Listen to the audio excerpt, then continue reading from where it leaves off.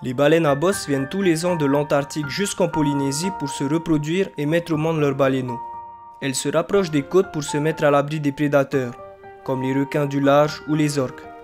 Mais nous le savons, le plus grand prédateur de ces animaux fantastiques, c'est l'homme. La Polynésie française est un sanctuaire où les mammifères marins sont protégés.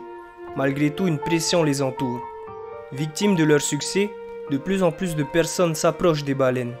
Alors attention, si nous ne respectons pas leur intimité, elles se mettent en fuite, ce qui provoque une dépense énergétique inutile, d'autant qu'elles ne se nourrissent pas en Polynésie. Et fuir ces zones de nurserie revient à mettre en danger les jeunes baleineaux. L'approche est donc réglementée par la direction de l'environnement. Il est interdit d'observer les baleines dans les lagons, les baies et les passes.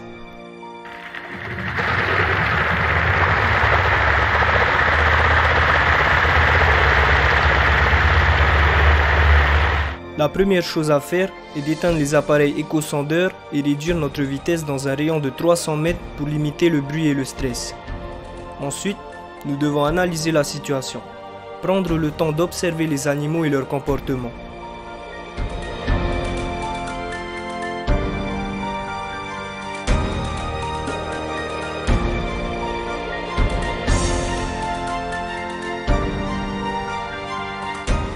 À tout moment, nous devons reculer ou interrompre l'observation si l'on constate un changement de comportement.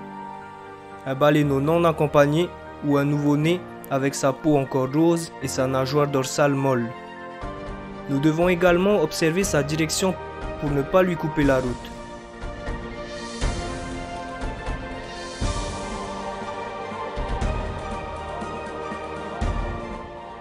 Notre trajectoire d'approche est très importante. Elle doit se faire aux 3/4 arrière, puis suivre un cap parallèle.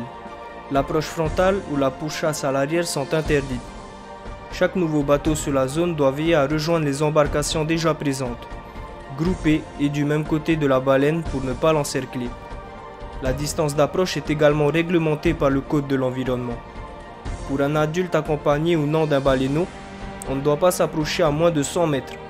En ce qui concerne la position avec le récif, si la distance est suffisante, nous devons toujours nous positionner côté récif. Si ce n'est pas le cas, l'observation est impossible, ou en dehors de la zone des 300 mètres.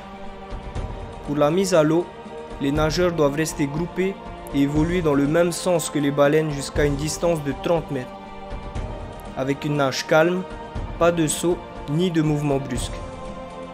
Mais il faut savoir que la plupart du temps, l'approche à la nage n'est pas recommandée ou impossible, car les baleines se déplacent, la mer est agitée ou trouble, les animaux sont nerveux ou encore si le baleineau est trop jeune. Enfin, nous devons limiter notre temps d'observation pour leur laisser du repos et quitter la zone à vitesse réduite.